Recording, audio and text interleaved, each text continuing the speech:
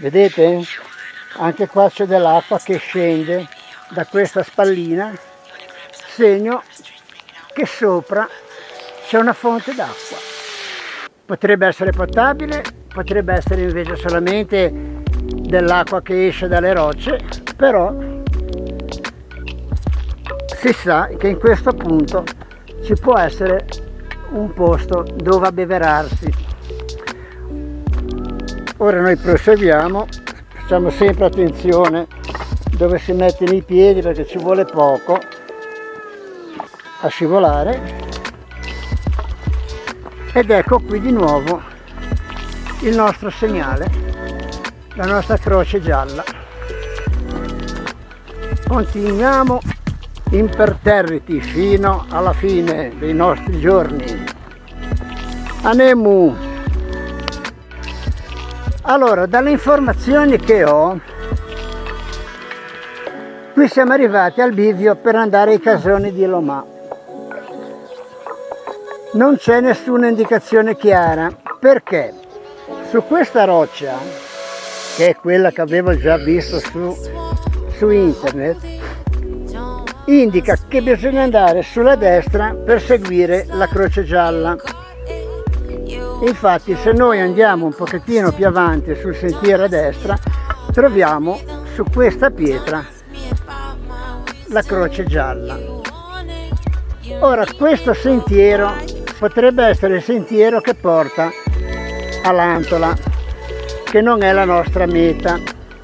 Noi dobbiamo andare a Lomà, ai casoni di Lomà. E sempre da quanto so io, i casoni di Lomà si trovano sulla sinistra di questa roccia. Però per accertarsi con più sicurezza, guardiamo un attimino l'applicazione sul cellulare. Sul cellulare vedete il sentiero rosso, che c'è quel pallino azzurro al centro e la freccetta, indica che siamo noi in questo momento, ci troviamo in questo punto che camminiamo e dobbiamo seguire il percorso rosso tratteggiato, che è quello segnalato dalla croce gialla. Noi siccome dobbiamo andare a Lomà, vedete, da dove ci troviamo noi c'è un altro sentiero tratteggiato in scuro che non è segnalato, però la scritta Lomà è molto chiara, di conseguenza con molta facilità siamo sulla strada giusta per andare ai casoni. Comunque con pochi minuti di cammino facciamo un salto su, ma senz'altro non mi sbaglio, e andiamo a vedere se troviamo i nostri casoni. Dai, andiamo. Perciò giriamo qui a sinistra.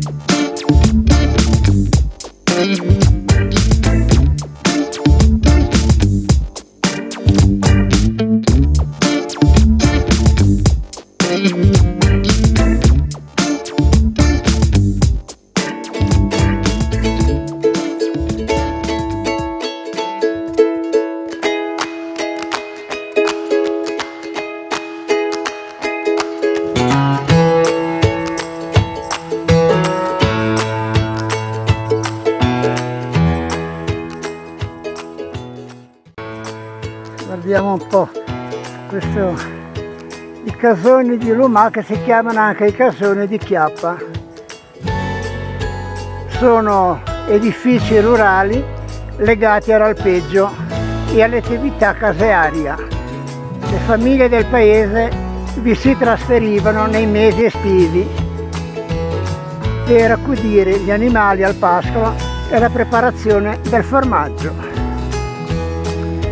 Fa parte del parco regionale dell'Antola.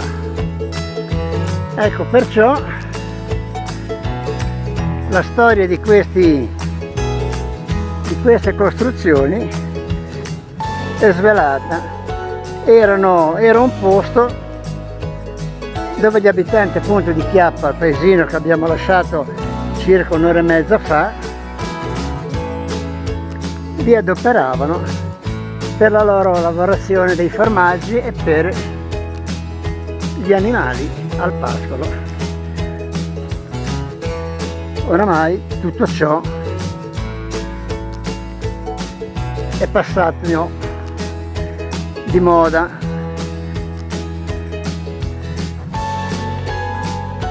Peccato, perché sono tutte quelle storie, quelle tradizioni che si sono perse nel tempo, per buttarci poi nella produzione con le macchine, a produzione industriale, che per carità niente da dire, però non è certo la stessa cosa. Però noto una cosa: qui c'è un lucchetto, ma è un lucchetto nuovo, di conseguenza non è detto che qualcheduno ancora oggi venga qui ai casoni. Ok ragazzi, un saluto ai casoni, la Gittarella, perché di Gittarella si tratta, non certo di un'escursione, l'abbiamo fatta, sono quasi le 2, direi di evitare di continuare il sentiero per fare il giro da Piancassina, perché sinceramente il caldo si fa sentire, perciò non conviene forzare troppo. Ora riprendiamo il sentierino che ci porta dalla roccia nel sentiero principale e torniamo a Chiappa. A proposito di Chiappa, il nome è un po' particolare, però ha un suo significato.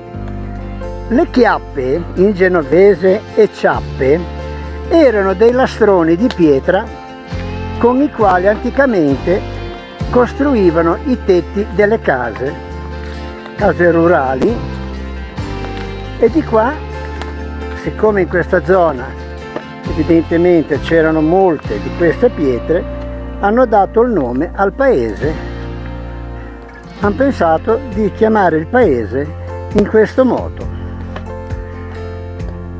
Io vi saluto, vi ringrazio che avete visto il video e vi do appuntamento alla prossima escursione. Ciao ciao!